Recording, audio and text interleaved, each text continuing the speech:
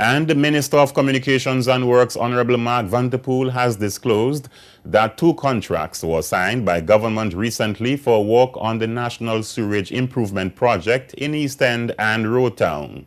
The sewerage project is expected to be completed before August 2014, and Vanterpool anticipates that Bywater would begin providing potable water by the end of this year.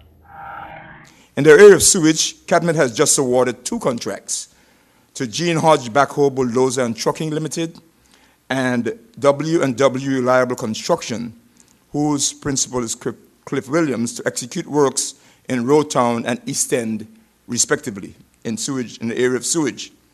The ministry has just signed a purchase order for $90,000+ worth of material for this project in East End, along with material such as pipes, etc., that is already on site in Roadtown and East End for the sewage projects.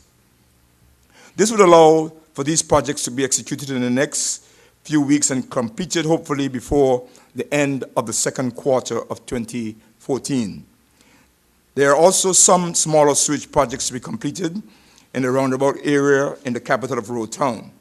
In addition, Bywater is also expected to begin the laying of a new and larger sewage pipeline leading to Burt Point, as well as a new pump station at the roundabout area.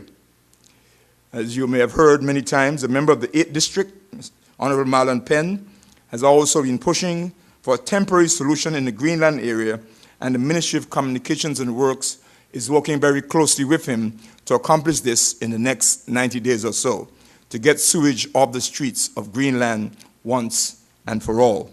Regarding water, we have begun planning for a new water distribution system to ensure that we have a more consistent supply of water on a 24-hour basis.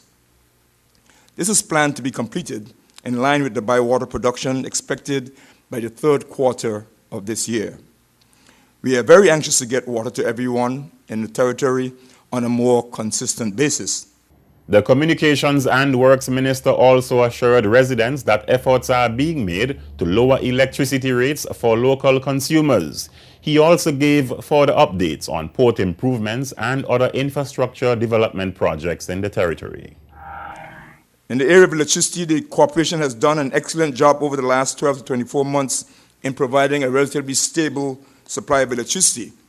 We are conscious of the high increase in your electric bills, and I want to assure you that urgent steps are being taken to reduce these costs over the next 12 to 24 months. One of the major steps being taken besides the conservation and renewable energy efforts that you've been hearing us talk about so much involves what we call the Phase 5 Power Development Project in Parkwood Pond. In this process, we will be purchasing new engines which will use LP gas as a difference from diesel, and we anticipate a 30% savings in fuel costs, which we hope to pass on to consumers through these new engines that we'll be purchasing. Our city development plans will be unveiled over the next few weeks, but you have already heard that $1 million has been allocated in the recently approved budget to continue to upgrade and modernize the city of Roadtown. Moving on to ports, another major area within the portfolio of the Ministry of Communications and Works, I'm extremely pleased to let you know that the cruise ship pier development project is at the bidding stage for the marine side of it. The expectation is that a contract will be awarded to the best bidder by early April 2014, with works expected to begin before May 2014. Cabinet recently approved this year's Ports Authority capital budget, which includes the execution of the West End Port development at a budget of $5 million and the Virgin Gorda passenger pier development at a budget of $2.5 million. We certainly hope to get these projects off the ground later this year. Communications and Works Minister Honorable Mark Vanterpool.